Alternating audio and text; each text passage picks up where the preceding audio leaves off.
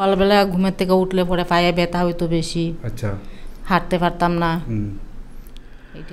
আজকাল দেখুন সকালবেলা ঘুম থেকে উঠলে বিছানা থেকে নামলেই যে সময় আপনি পাটা মাটিতে রাখবেন পায়ের মধ্যে প্রচণ্ড ব্যথা, আপনি ইচ্ছা করবে যে আপনার মাটিতেই বসে থাকতে ইচ্ছা করবে। আবার একটু সময় হাঁটলে ব্যথা আবার কিছুটা কমতে থাকে, আবার অনেক সময় একটু বসে থাকলে বসার থেকে আবার দাঁড়ানোর সময় গোড়ালির মধ্যে এমন একটা প্রচণ্ড ব্যথা।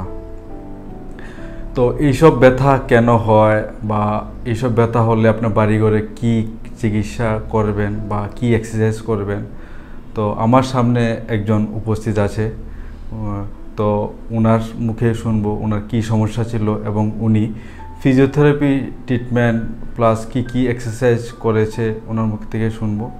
তো আপনারা ওইসব জিনিস বাড়িতে করতে চেষ্টা করুন। আপনার নামটা? অঞ্জলি ধর। ও, তো আপনার কি সমস্যা হয়েছিল আপনার ওই গোড়ালির মধ্যে? এই তো সকালবেলা ঘুমের থেকে উঠলে পরে পায়ে ব্যথা হইতো বেশি, আচ্ছা, হাঁটতে পারতাম না, এটাই আর কি। তো আপনার ব্যথার মানে কতদিন ধরে আসলো আর কি? এটা তো অনেক দিন থেকেই 4-5 বছর হইব। আর তো ডাক্তার দেখাই, ওষুধ খাই, একটু কমে, এরপরে আবার হয়। তো ওখানে বর্তমানে আপনি কেমন আছেন? এখন তো থেরাপি করার পরে তো মোটামুটি একটু কম আছে। বলছিল যে ওনার ব্যথা মোটামুটি অনেকটাই কমে গেছে, বা উনি আগে যে ব্যথা ছিল তুলনামূলক অনেকেই কম। তো আমি ওনাকে এক্সারসাইজ দেখিয়ে দিয়েছি আর উনি এক্সারসাইজগুলি বাড়িতে ফলো করে।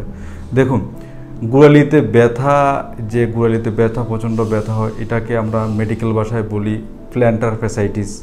প্ল্যান্টার ফ্যাসাইটিস আমাদের যে গোড়ালি থাকে, গোড়ালির যে ক্যালকেনিয়াস বোন থেকে যে আমাদের যে আঙ্গুল, যে পায়ের পাতা আঙ্গুলগুলি শুরু হয়, এতটুকু অবধি একটা নরম প্রকৃতি একটা ফেসিয়া থাকে। অনেক সময় ওই ফেসিয়াটা আপনার ইনফ্লামেশন বা বিভিন্ন ইনজুরির কারণে, বা অনেক সময় আপনি খালি পায়ে হাঁটতে গেলে পায়ের নিচে অনেক সময় শক্ত জিনিস পড়লে অনেক সময় আঘাত আসার কারণে ওই ফেসিয়াটা আপনার ইনজুর হয়ে যায়, তখন আপনার এই প্রচণ্ড পরিমাণে ব্যথা। তাছাড়া আপনার ওই ব্যথা অন্যান্য কারণও হতে পারে, যেমন যাদের সুগার থাকে, যাদের সুগার ফ্লাকচুয়েশন হয়, যেমন বাড়ে কমে, তো ওদের হওয়ার সম্ভাবনা অনেকটাই বেশি। আর যাদের থাইরয়েড থাকে ওদেরও সেম। তাছাড়া যারা শক্ত জুতা পরে, যেমন যারা পুলিশ, যারা ফৌজি, দেখুন সারাদিন শক্ত জুতা পরে ডিউটি করে, ওদের হওয়ার সম্ভাবনা অনেকটাই বেশি। তারপরে হচ্ছে গিয়ে আপনার যারা আমাদের টিচাররা, স্যার ম্যাম, তারা দেখুন সারাক্ষণ দাঁড়িয়ে আপনার লেকচার দেওয়ার সময় ওদেরও গোড়ালির মধ্যে প্রচণ্ড প্রেশার পড়ে, ওদেরও এইরকমই সমস্যা হয়। এটা আপনার মেডিসিনের মাধ্যমে তেমন একটা আপনার রিকভারি হয় না। তো শুধুমাত্র আপনারা যদি মেডিসিন খেয়ে থাকেন তো আশা করি আপনার এত একটা ফলস্বরূপ আসবে না। তো এটার জন্য আপনি রেগুলারলি এক্সারসাইজ করতে হয়, তারপরে একটু নিয়মমাফিকও চলাফেরা করতে হয়। তো উনি যে এক্সারসাইজগুলি করে আর এক্সারসাইজগুলি আপনারা দেখুন আর আপনারা সেম বাড়িতে আপনি যে কোনো দেওয়াল বরাবর হাত রেখে আপনি পাগুলিকে এভাবে রাখবেন, ঠিক আছে? তারপরে আস্তে আস্তে পায়ের গোড়ালিটাকে উপর দিকে উঠাবেন, এইভাবে দেখুন, এইভাবে জাস্ট এইভাবে, এই দেখুন উঠিয়ে আপনি কিছু সময় স্ট্রেচ দিয়ে রাখুন। 1 2 3 4 5 6 7 8 9 10 আপনি এই যে গোড়ালির মধ্যে একটা স্ট্রেস পড়বে, প্লাস আপনার গোড়ালিটা শক্ত হতে চেষ্টা করবে। এক্সারসাইজটা করতে হলে আপনি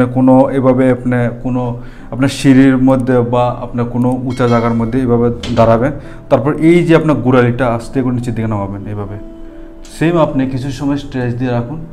1 2 3 4 5 6 7 8 9 10 তারপর নিউট্রাল, এই আবার সেম এভাবে 1 2 3 4 5 6 7 8 9 10 গুড।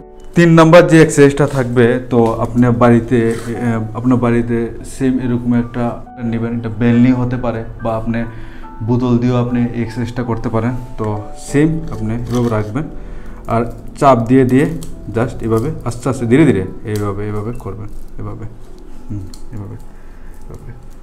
এটা হচ্ছে আপনার 3 নাম্বার এক্সারসাইজ। স্টপ। তো এক্সারসাইজের সঙ্গে সঙ্গে আপনার কিছু নিয়মাবলী মেনে চলতে হবে, যেমন আপনি শক্ত জুতা একদম অ্যাভয়েড করবেন। আর জুতোর মধ্যে আপনি যে মেডিকেল শপ থেকে বা আপনি অনলাইন থেকে পারচেস করতে পারেন, এটাকে বলা হয় সিলিকন হিল প্যাড বলা হয়। এটি খুবই নরম, যে আপনার গোড়ালিটাকে সবসময় প্রোটেক্ট রাখবে। তো আপনি অবশ্যই আপনি ওই সব জিনিস আপনার জুতাতে লাগাবেন আর ব্যবহার করবেন, দেখবেন আপনার ব্যথা অটোমেটিকলি আপনার কমতে থাকবে। এবং আর আপনার ওই যে সমস্যাগুলি বললাম, যে গোড়ালিতে ব্যথা, হাঁটতে গেলে সমস্যা, একটু হাঁটলে বসতে ইচ্ছা করে, বা গোড়ালির মধ্যে একটা যন্ত্রণা, এসবভাবে একদম সিম্পলিভাবে সমাধান হয়ে যাবে। তো আশা করি সবাই আমার ভিডিওটা বুঝতে পেরেছেন। আপনার বাড়িতে সেমভাবে চেষ্টা করুন, যে উনি যেভাবে এক্সারসাইজগুলি করেছে আপনারা সেমভাবে চেষ্টা করুন যে ওনার মতো এক্সারসাইজগুলি করতে। নমস্কার, ধন্যবাদ।